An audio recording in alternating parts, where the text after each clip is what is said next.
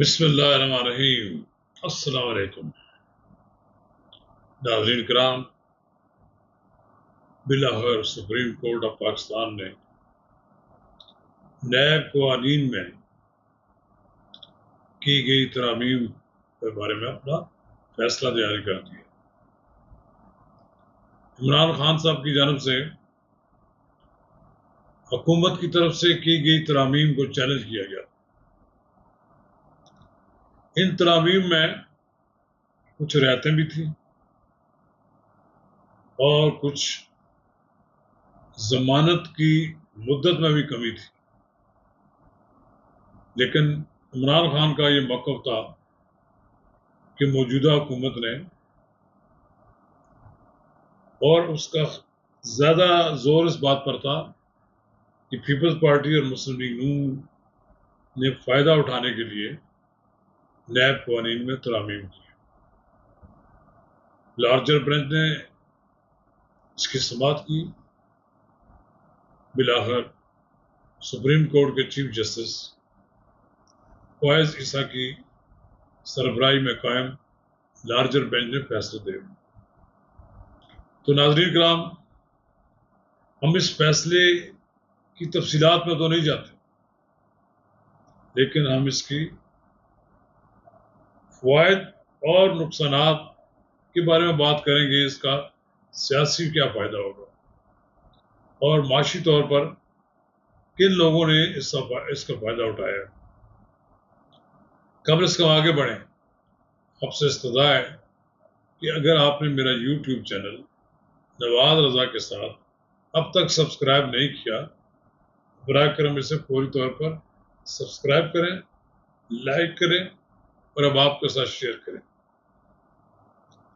یہ N R O کے بارے میں کہا جاتا ہے کہ اس میں این آر او حاصل کر لیا گیا ہے، یہ این آر او 2 ہے۔ عمران خان نے تو اسے یہ کہا کہ این آر او 2 ہے۔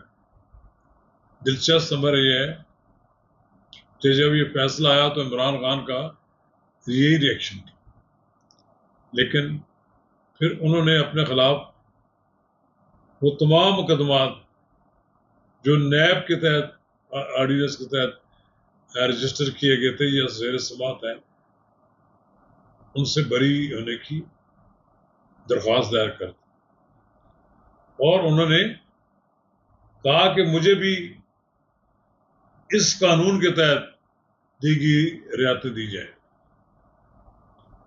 یہ جو نیب قانون ہے، بنیادی طور پر تو یہ معاشرے کے کرپٹ لوگوں جنہوں نے سرکاری خزانے کو لوٹا ہے، ان کے خلاف یہ قانون بنایا گیا تھا۔ لیکن یہ پرویز مشرف کا دور ہو، نواز شریف کا دور ہو یا پیپلز پارٹی کا دور ہو، یہ قانون سیاسی مخالفین کے خلاف استعمال ہوتا۔ ان کے خلاف اس لیے استعمال ہوا کہ ان کو بازو ان کا مروڑنا چاہتے تھے، ان کو اپنے ساتھ ملانے کی کوشش کرنا چاہتے تھے مخالفین، یا وہ یہ سمجھتے ہیں کہ سیاسی مخالفین زیادہ طاقتور ہو گئے ہیں، انہیں نیب قانون کے تحت گرفتار کر کے جیل میں ڈال دیا۔ عمران خان کی حکومت میں ایک بہت بڑی تعداد میں لوگ جیل میں ڈال دیے گئے نیب قانون کے تحت۔ ہمارے سامنے ہیں نیب قانون کے تحت احسن اقبال، خواجہ سعد رفیق، خواجہ آصف، شاہد خاقان عباسی اور مفتاح اسماعیل سمیت پتہ نہیں کتنے لوگ ہیں جنہوں کو سال ہر سال حمزہ شہباز اور اسی طرح شہباز شریف اور اسی طرح دوسرے رہنماؤں کے خلاف مقدمات بنائے گئے۔ بڑی بے رحمی کے ساتھ عمران خان نے اپنے سیاسی مخالفین کے خلاف اس قانون کو استعمال کیا۔ ان کا بنیادی مقصد یہ تھا کہ اس قانون کے تحت ان کو لگام دی جا سکے۔ یہ کوئی بات نہیں تھی 90 دن تک کسی شخص کی ضمانت نہ لی جائے اور پھر شک کی بنیاد پر لوگوں کے خلاف مقدمات بنا دیے جائیں اور پھر یہ کہا جائے چونکہ آپ براہ راست تو ملوث نہیں ہیں لیکن آپ نے اثر رسوخ استعمال کیے ہیں. بیوروکریسی نے ہتھیار ڈال پھینک دیے تھے. بیوروکریسی کسی معاملے میں کوئی فیصلہ کرنے سے ہچکچاتی تھی. کوئی شک نہیں ہے کہ بیوروکریسی میں کرپٹ لوگ موجود ہیں. پاکستان کو سب سے زیادہ جن لوگوں نے لوٹا ہے وہ بیوروکریٹس ہیں. اور بیوروکریسی میں ایسے لوگ ہیں جنہوں نے اپنے آئندہ آنے والی کئی نسلوں کے پیسے لوٹ کے لے گئے. لیکن ان کو پکڑنے کے لیے تو کوئی قانون طریقہ ہونا چاہیے، لیکن یہ کوئی طریقہ نہیں تھا کہ آپ کسی آدمی کو 90 دن کے لیے ڈال دیں اور پھر اس کا بازو مروڑا جائے اور پھر اس سے اپنے مطلب کی بات نکلوا کر کوئی کمپرومائز کر لیا جائے. ایسے وہ لوگ جنہوں نے پاکستان کے خزانے کو لوٹا ہے ان کے لیے کمیشن قائم ہونا چاہیے. نیب کے تحت 3 4 5 6 ایسے پاکستان کے قابل احترام ریٹائرڈ ججز ہوں یا وہ لوگ ہوں جن پہ کوئی شک نہ ہو، وہ کمیشن محدود مدت میں کسی کی کرپشن کے بارے میں فیصلہ دے.